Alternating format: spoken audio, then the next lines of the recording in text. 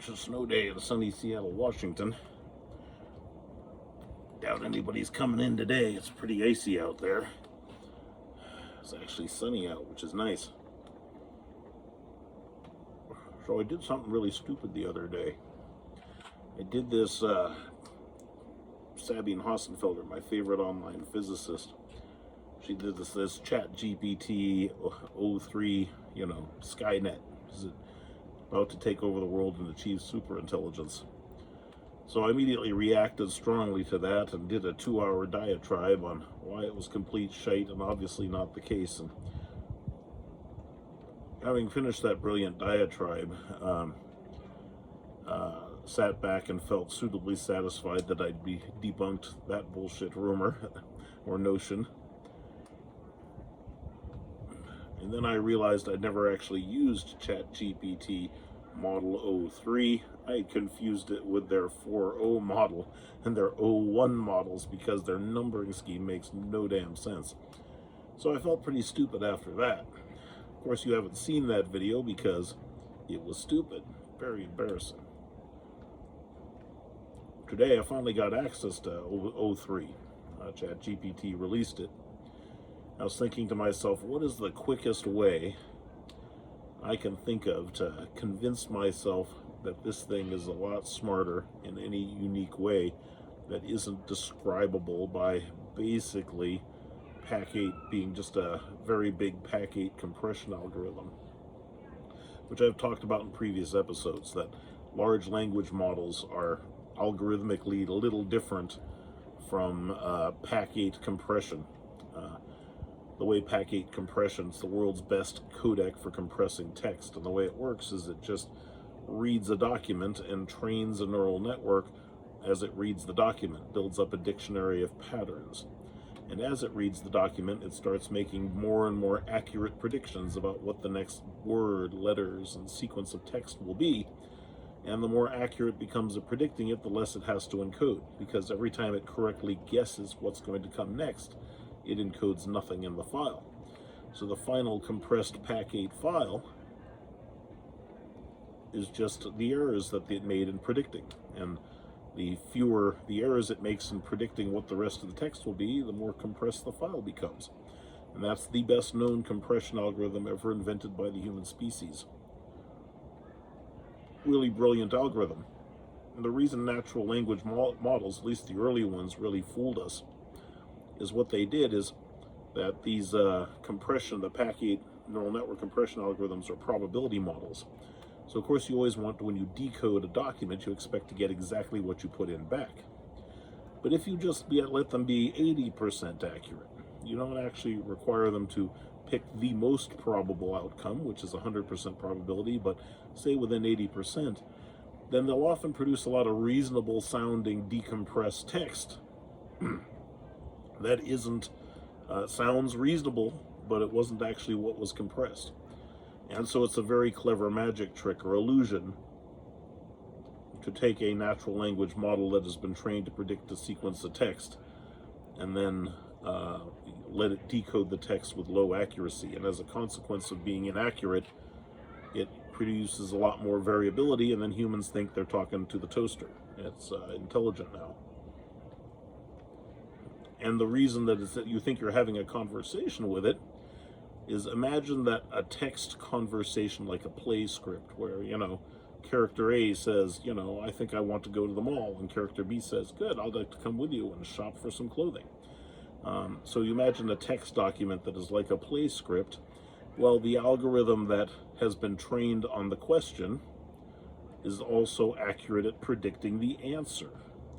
And so the act of talking to a natural language text model is like just collaboratively creating a giant text document by taking turns adding text to it. And the AI that is compressing the text and learning the pattern in the text is predicting the probable answer to a question if you always ask it, if you always say, I'm going to take a turn now, and say, guess what I'm going to say next, and then reply, what would you compress as response to the question I ask? And so that's what's really fascinating about the Latin natural language model, is it's an amazing algorithmic illusion produced by essentially a predictive compression algorithm that has been allowed a certain amount of randomness in its replies so that it seems lifelike. So when I look at these models, I go, everything I see is consistent with that. The conversations, there's some interesting properties, some interesting seemingly emergent behaviors, and the most interesting thing, which I think gets credited to Google Transformer models, is the algorithm's kind of ability to identify the focus of a conversation correctly and to identify the intent of words. It was a really remarkable, I thought ChatGPT-01 was a really remarkable listener. Much better, you know, the way you knew it was an artificial intelligence is that it listens better than any human being I've ever met. So you could vaguely say something and it would go, oh, what you mean is blah, blah, blah, blah, and be very correct. So it was very good at listening to the intent of what you were saying to it, which I found very impressive. So that combination of predicting what comes next in a sequence of text very accurately on the basis of having a huge sample of text to train from, human text to train from, and its ability to focus on a conversation, at least for a short duration, made it seem quite remarkable. Really impressive piece of computer science. Well, it wasn't intelligent or reasoning or doing anything all that brilliant. No, I didn't think it was. Once I understood what the algorithm was, I go, okay, yeah, I see how it seems that this way. Why a human being who takes their own, they don't understand their own intelligence, and they don't necessarily understand what the OpenAI guys did, can't tell the difference. I get it. But O3 was said to be really good at reasoning, abstract reasoning, solving problems it wasn't trained on. So I got my hands on O3 today. I said, I need to see a demonstration of this. What can I ask it that would convince me that it's really reasoning? So a long time ago, 30 years ago, when I was making Direct 3D, I got to choose the coordinate space that we were going to, render 3D games in, and I chose a left-handed coordinate system. Of course, OpenGL used a right-hand coordinate system. Direct 3D uses row major formats for matrices, and OpenGL uses column major format. And so there's fundamental differences in the way linear algebra for cameras, lighting, shading, for perspectives, all that stuff are calculated. And it's a big pain in the ass to calculate between them. So I've been paying for my choice of inconsistent coordinate spaces ever since that meeting 30 years ago, almost 30 years ago. But so I've been working in video on Playcast, and got basically a video compositing library that runs in a 3D engine for real-time mixing gameplay with video streams and other stuff. And I'd used an open source header library that was intended for OpenGL for my 3D math. And I kind of said, well, I really got to, use something better later when I first started writing it. And then, a couple of years go by and suddenly you have, thousands and thousands of lines of code dependent on it. Oops. Because I'm relatively proficient at linear algebra.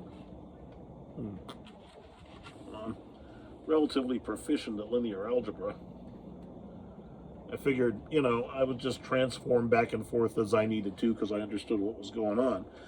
But that produces some pretty ugly looking code for other people to maintain. So that's a little embarrassing. So I keep telling me I got to clean this thing up. So I go, let's give O3 a test. Let's just hand it this library. Tell it, this is a library I want to use for Direct 3D. How would you improve this library for use in my Direct 3D application? I'll just cut and paste the whole header into it. So O3 did a remarkable job. It immediately identified the coordinate space problems. OpenGL deals with coordinate spaces, likes to calibrate numbers in the range of -1 to 1, and Direct 3D uses 0 to 1. recognized all those coordinate space problems between the libraries, or with that library, which was really designed for OpenGL, and made correct recommendations to fix them all. Read the code, knew the history, identified the math problems, identified the coordinate space problems, and apparently solved them correctly. I'm going to check it a little bit later when I'm done with my cigar. But it looked pretty reasonable to me. But I'd also done some other things in there, because I'm trying to make APIs for web developers to use. Web developers aren't your most mathematically oriented bunch. So asking them to, transform three-dimensional video objects and linear algebra is asking a lot. So I made simple rotation, translate, scale functions that operated in degrees instead of radians. And ChatGPT correctly said, hey, really the correct mathematical form to represent these things is radians, but I see that you're making APIs for, humans to use, and they're not that bright. So degrees is often more intuitive. So here I'm going to write it all correctly. Then I'll make some helper macros for your human developers to use that do the degrees to radians rotations. So it even related to it even recognized the purpose. And there's no context, no comments in that code. It just recognized the purpose of that trade-off. That's pretty impressive. It's pretty impressive. Now, the other big problem I have with coding with OpenAI is that its attention span, like I said, it seems like it has great focus, focuses attention well initially. Excuse me. But it loses context pretty quickly, gets senile very fast, so you constantly have to remind it of things. Pieces of your code, when you ask it to regenerate whole code, just disappear. It just forgets them. So you kind of go, where'd that variable go? And it goes, oh, thank you for reminding me. Let me put it back. And then it screws up something else while it's doing that. So I waste a lot of time when dealing with a complex piece of code, trying to get ChatGPT to hold a thought. But I want to run C03 maintains context better. So one of the big challenges, if you want to ask ChatGPT to refactor a lot of code, say, hey, I'm going to make this change to this function. Could you just fix all of these objects? And it just makes a mess. Oh, it's so annoying at that. And it's really lazy too. I imagine it costs them a lot of money to chew through a lot of code and reason across it. So it avoids it like the plague. So you have to nag it and kick it and cajole it into trying to process a lot of text, then it makes a mess. So that's disappointing, frustrating when coding with OpenAI, with earlier models. And even their 01 model, I thought, was worse, frankly, because it was very chatty. Just went on and on and on and still didn't give you the right answer.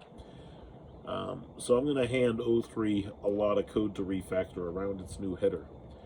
And what would really impress me is if it could get it in one go without me having to nag it constantly and help it maintain focus.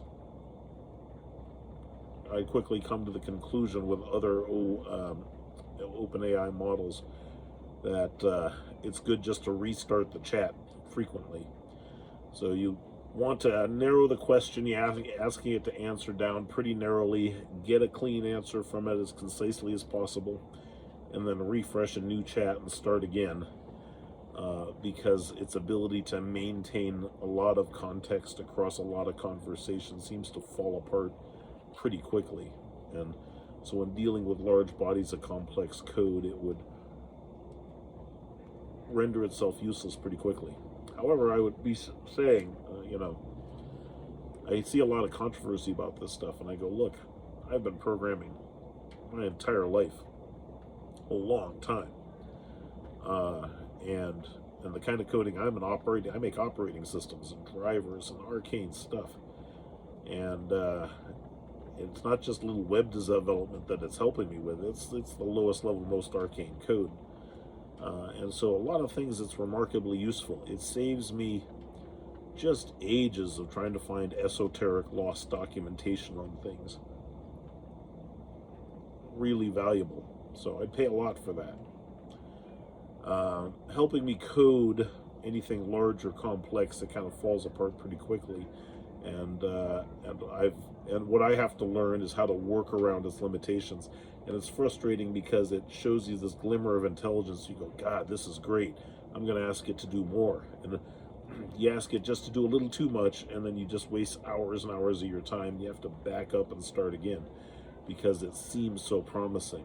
So I'm kind of interested to see if I press O3 harder, will it solve this kind of large-scale code refactor that involves a lot of linear algebra and abstract math, and visualizing these sets of transformations in action without being able to run the code. That's what I think really is interesting, is it's got to be reasoning and visualizing, essentially, to use human terms, a set of mathematical relationships. And is that kind of reasoning really captured by a big compression algorithm like Pac8? And my first instinct is no, it's not. If it's really doing that, they've added something profound to it, potentially. But if I'm being fooled, how do I catch it? How do you find out if the thing is really abstract reasoning? And in some sense you go, I have to ask it a relatively simple math problem that nobody has ever asked before anywhere in here. But even the linear algebra stuff should be a good test. Because linear algebra, you kind of have to do the math and trust it. You don't, it's not large complex series of linear matrix transformations become pretty hard to visualize. On the other hand, the whole damn thing is made out of linear algebra transformations, tensors, which are n-dimensional matrices. So, you know, maybe that's the one thing it's trained to be really good at. Maybe I picked the wrong thing by picking linear algebra. The one thing the people who trained the shit out of it probably mastered and trained it well at is helping them solve matrix problems. Yeah, now that I think about it, all right, I got to pick another domain of mathematics here, to be fair. I got to pick a domain of mathematics that is not within the corpus that the AI geniuses who made the thing were probably masters of. Let me think on that. That's a good problem. All right, so we're digging into O3. I don't want to give in easy here, but I don't like it when the machine's smarter than me, so I'm going to see if I can figure out how it's doing this, seemingly doing this kind of reasoning, and if just a really big language model could possibly seem to achieve this, which I'm doubtful of. So, interesting. Again, so are we, you know, I have some friends, it's really weird. I have some friends who really just want to believe. I mean, they want to find that, they're looking to find emotions, they're looking to find, cognitive behavior in the thing, they're looking to find self-awareness. And the problem with being that way is that's really prone to gullibility, because we have very small brains, and ChatGPT has unlimited giant powerhouses of data centers and electricity to spend fooling us. And so being able to make something that's bigger than our tiny human 25-watt bulb brains can comprehend with a big enough data set doesn't seem incomprehensibly plausible. Doesn't seem unlikely to me, I guess is what I mean to say. But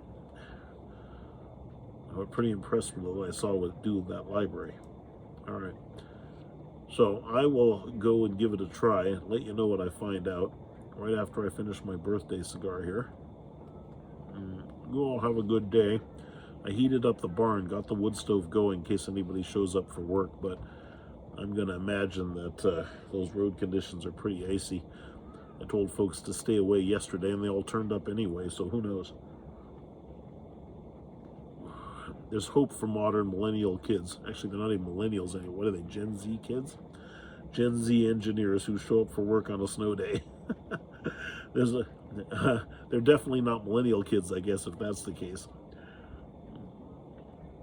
Gave them all an excuse not to come into work, and they all piled in, wanted to roast marshmallows on the fireplace. I'm going to have to get some s'mores for these kids there. Good bunch.